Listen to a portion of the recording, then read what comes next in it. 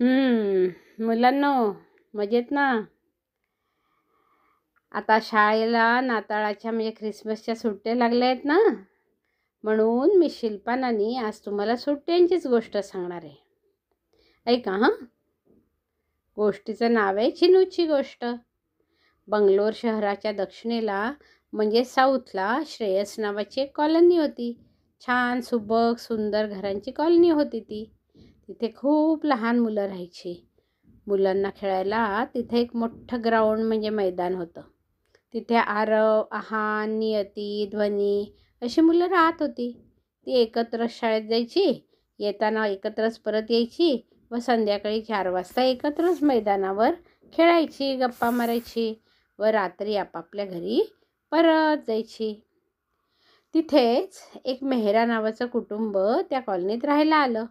त्यांच्या घरी श्री मेहरा, सौ मेहरा, त्यांची मुलगी चिनू व तिची आजी असे 4 जण राहत होते. श्री व सौ मेहरा नोकरीसाठी बाहेर जायचे व आजी घरी असायची. चिनू शाळेत जायची. चिनू आहान, ध्वनी, नियती, आरव यांच्याच वयाची होती, म्हणून तिने त्यांच्याच शाळेत ॲडमिशन घेतली व त्यांच्याचबरोबर ती शाळेत येणं जाणं करायची.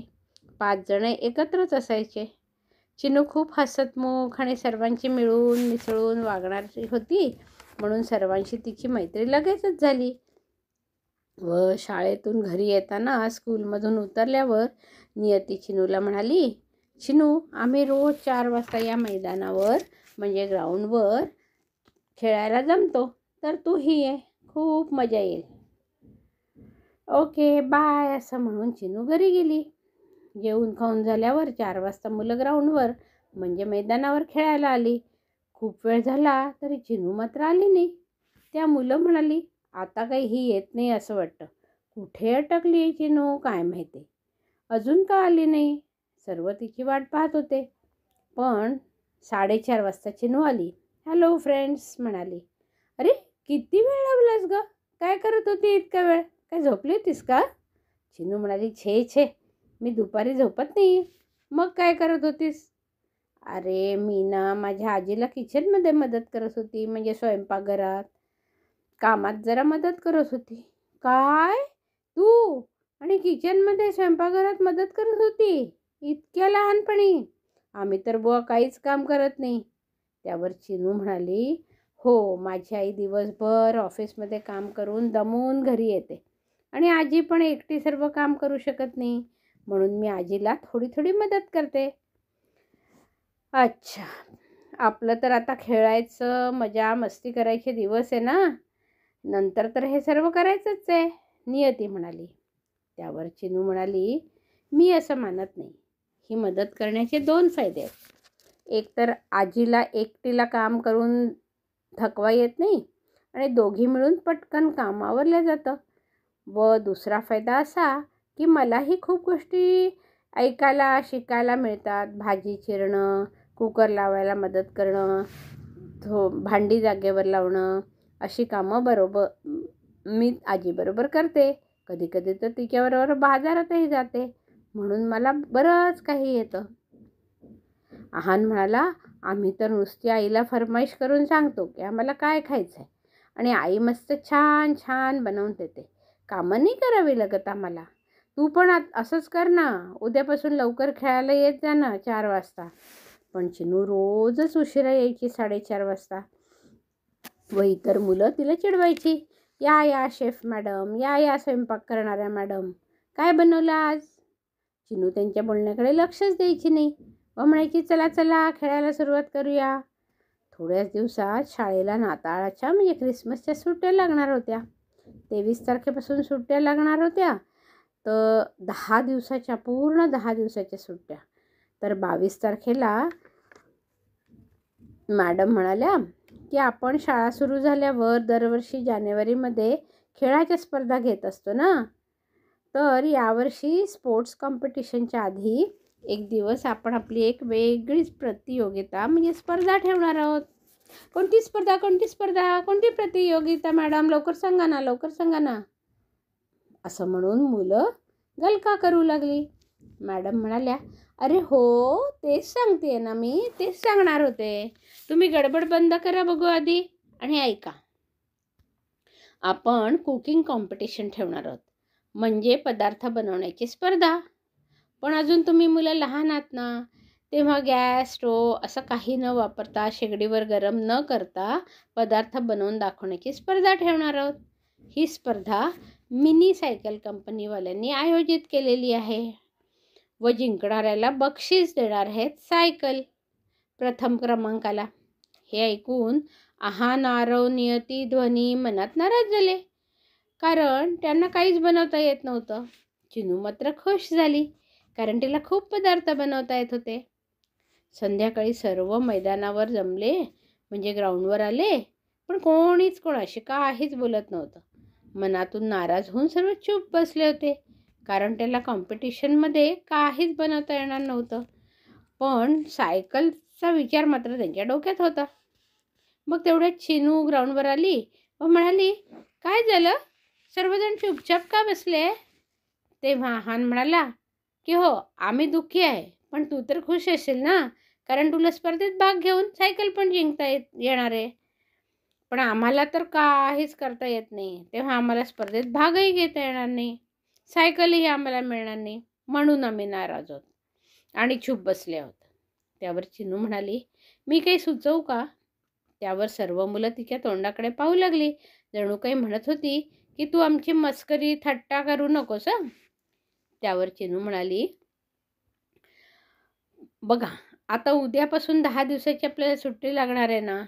यावर्षी आपण कोणी बाहेरगावी पण जाणार नाही आहे, तर तुम्ही चौघंही रोज थोडा वेळ माझ्या घरी येऊ शकता व माझ्या आजीकडून काही काही छान पदार्थ शिकू शकता व बक्षीसही मिळवू शकता कदाचित स्पर्धेत भाग घेऊन. पण खरंच असं होऊ शकतं का चिनू? खरं सांग ना चिनू, असं होऊ शकतं का? सर्व मुलं म्हणाली, आम्ही तुझी किती थट्टा करत होतो ग रोज, पण तू किती छान आहेस, आम्हाला माफ कर ना प्लीज, सॉरी ग चिनू. चिनू म्हणाली, अरे मी तुमचं बोलणं कधी मनावर घेतलंच नाही आणि त्याचं वाईटही वाटून घेतलं नाही. त्या मुलं म्हणाले, ठीक. मग आहान, आरव, नियती, ध्वनी दुसऱ्या दिवसापासून रोज थोडा वेळ चिनूकडे जाऊ लागली. पहिल्याच दिवशी आजीला भेटून नमस्कार केला. आजीने सर्वांना आशीर्वाद दिला आणि काही पदार्थ शिकवायला सुरुवात केली. म्हणाली, छान, तुमची काहीतरी शिकण्याची इच्छा आहे ना, त्याचंच कौतुक. आजीकडे रोज सर्व मुलं 2 तास जाऊन शिकत होती आणि शाळा सुरू होण्याचा दिवस आला. मग सर्व मुलांनी, म्हणजे आरव, चिनू, नियती, ध्वनी सगळ्यांनी स्पर्धेत आपली नावं नोंदवली. 3 दिवसांनी स्पर्धा होणार होती. एका मोठ्या हॉलमध्ये खूपसे टेबल लावून ठेवले होते. भाग घेणाऱ्या प्रत्येक मुलाला एक एक टेबल देण्यात आलं. सर्वांनी आपापले पदार्थ बनवायचं सामान त्यावर ठेवून पदार्थ बनवायचे व तयार झाला की छान सजवून त्या टेबलावर मांडून ठेवायचा. प्रिन्सिपल मॅडम म्हणाल्या, मुलांनो, प्रत्येकाला एक एक टेबल मिळाला ना, मग आता तुम्हाला 1 तास वेळ मिळेल. त्या वेळेत तुम्ही आपापले पदार्थ बनवायचे. ठीक. आणि अर्धा तास झाल्यावर मॅडम म्हणाल्या, मुलांनो, आता फक्त अर्धा तास राहिला आहे हां. मग थोडा वेळ 1 मिनिट राहिल्यावर मॅडमनी आकडे म्हणायला सुरुवात केली.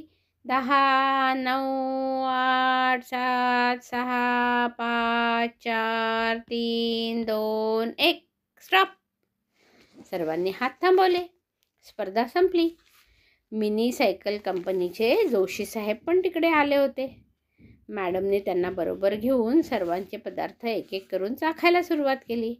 मुलांना हॉल बाहेर अर्धा तास थांबा म्हणून सांगितलं व नंतर स्पर्धेचा निकाल म्हणजे रिझल्ट सांगणार होत्या.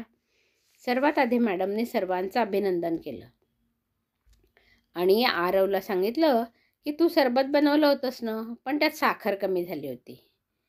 व नियती, तू सँडविचमध्ये मिठाईऐवजी साखर घातली होतीस.